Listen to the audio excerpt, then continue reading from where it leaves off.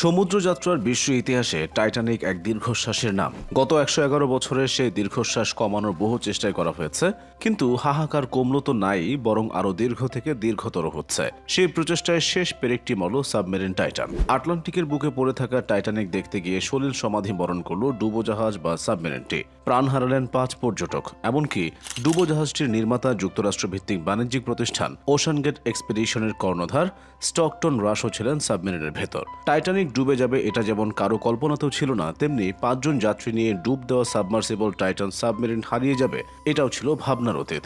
মানুষ দুয়ে দুয়ে চার মিলাতে পছন্দ করে। চারপাশে চাউর হচ্ছে টাইটানিকের অভিশাপই নাকি লেগেছিল টাইটানের গায়ে, আর তাই সোজা ভূপাতিত হলো এই সাবমেরিন। টানা ৪ দিন মহাসাগরের তলদেশে ব্যাপক তল্লাশির পর টাইটানিক জাহাজের ধ্বংসাবশেষের পাশেই পাওয়া যায় টাইটান সাবমেরিনের ধ্বংসস্তূপ। প্রশ্ন হচ্ছে, কিভাবে ডুবে গেল এই সাবমেরিন?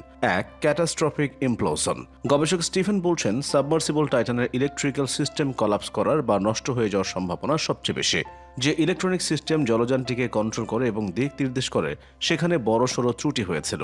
আগুন ধরে যায় ইলেকট্রিক সার্কিটে, ফলে পানিতে নামার কিছুক্ষণ পরই যোগাযোগ বিচ্ছিন্ন হয়ে পড়ে সাবমেরিনটি। ক্যাটাস্ট্রফিক ইমপ্লোশনের কারণে যান্ত্রিক ত্রুটি হলে তা আগে থেকে ধরা যায় না।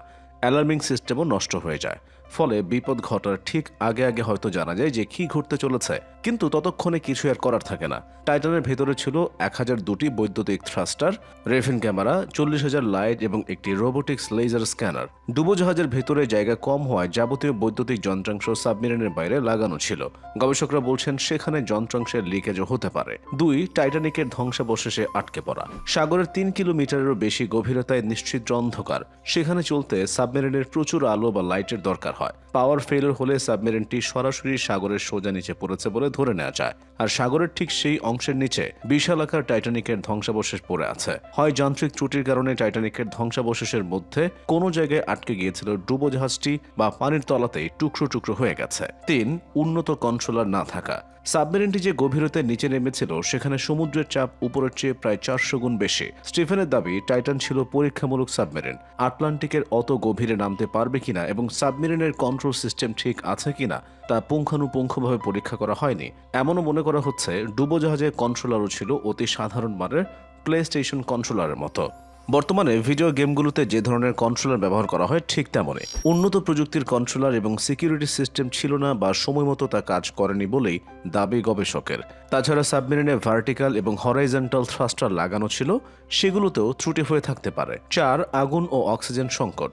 ৫ জন ক্রুর জন্য ৯৬ ঘন্টা লাইফ সাপোর্ট দিতে পারে এই সাবমেরিন, কিন্তু শর্ট সার্কিটে যদি আগুন লেগে যায়, তবে তা যাত্রীদের জন্য মজুদ থাকা অক্সিজেনও নিঃশেষ করে দিয়েছে বলে অনুমান করা হচ্ছে।